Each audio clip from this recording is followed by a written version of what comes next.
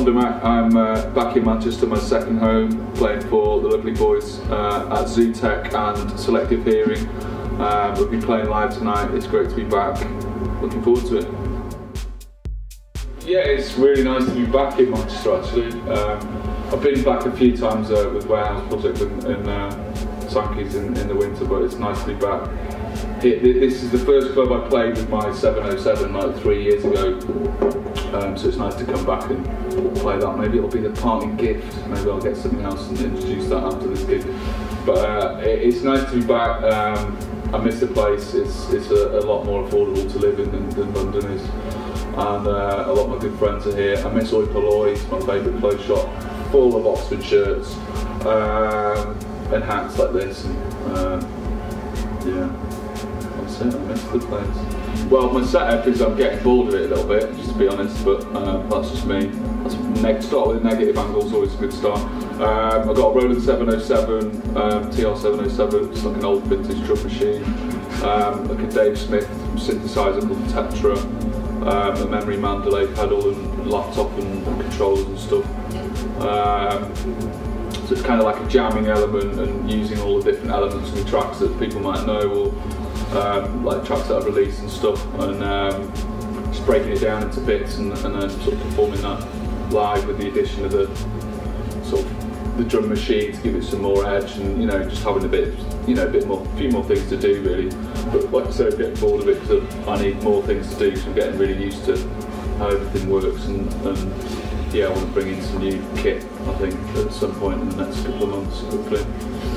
Apart from arranging everything in Ableton, I'm pretty much exclusively hardware really. Everything pretty much analog, and then I use the samplers in Ableton. I use Machine sometimes to do a bit of sampling on, but everything else is like analog synths and drum machines, and like just some old effects units, and I've got an old reel-to-reel tape machine, an old cassette machine. Just anything really that I can get it out of the box, and I just get a lot more stimulated when I'm working, having something outside to twiddle on. It's such a cliche really, everyone says the same thing, but I prefer working like that. It's more creative for me. I don't use MIDI that much either, so it's free playing stuff and then maybe editing it afterwards, because a lot of the kit that I use doesn't have MIDI. So yeah, that's the way I work really. And yes, it gets expensive though. It's an expensive hobby.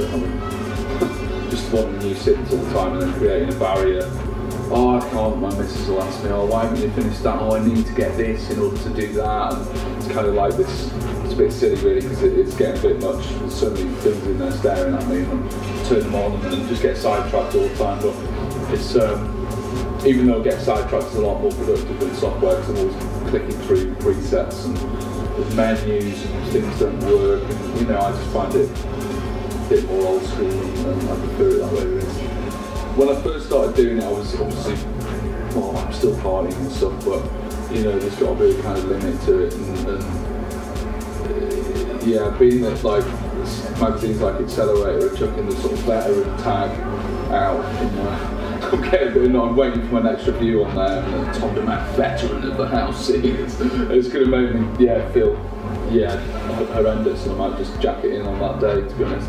But yeah, it just partying less. I think that's one thing I've learned is that you can get quite run down and ill, and you're flying all the time and going to airports because the only connection you can get is straight from the club, because you've got to get somewhere else, and you can't sleep, so you've got to try and learn to sleep wherever you can really. I'm not very good at it when I've got to sleep on a plane or on a train or something, and I can't do it because I'm a weird sort of insomniac whereby I'm in my bed, I can sleep, no problem, but when I need to sleep, all I think about is the fact that I need to sleep. I'm just over-analysing the facts for hours, so yeah, sleep, don't party too hard, but everyone's going to ignore that, so and I'm going to sound like a veteran.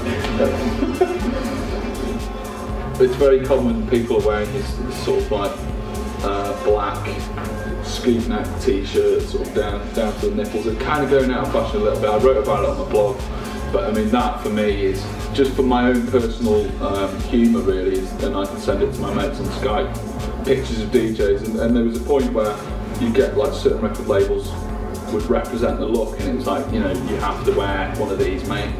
You know, we're going to do a press shot later with everyone that's coming out on the tour. So can you bring your black scoop neck t-shirt, preferably showing a few hairs. You might wax your chest, so it might not be too bad. But you know, if you do wax your chest, then make it lower. That's all the better for us. But and you'd get pictures of them all, like, you know, looking and like, you know, doing this press shot, and there'd be like 10 of them all in these fucking black scoop neck t-shirts. I never got it, me. You know, I've never had the physique for that sort of wear myself, so I like a shirt. So the ideal wear for me personally would just be a standard Oxford shirt like this one. High-end Oxford shirt, but to anyone that didn't know about it, it's just a plain blue shirt. Banker, boring guy on a train, whatever. But to me, I like a shirt. It's just cash, relaxed, and yeah. I went to the gym yesterday, for the first time in 10 years.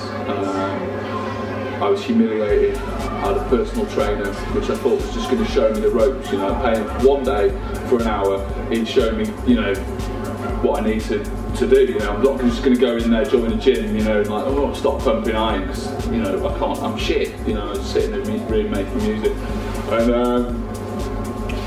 so yeah, I was humiliated to the point where I was on my knees doing press-ups like a girl in school. Do you know what I mean? You know, no disrespect to girls or anything, but you know, on your knees doing press-ups, like, you know, like this, but so bad that I couldn't even do them. Do you know what I mean? It's like, this guy goes, come on, you fucking pussy, come on. It's to the point where I was just flat on my face, right? So if I do a few more sessions like that with this personal trainer guy, then I might be able to wear a scoop neck t-shirt by the time the summer comes. So you might see me in different clobber as opposed to like a standard Oxford shirt. Yeah, there you go.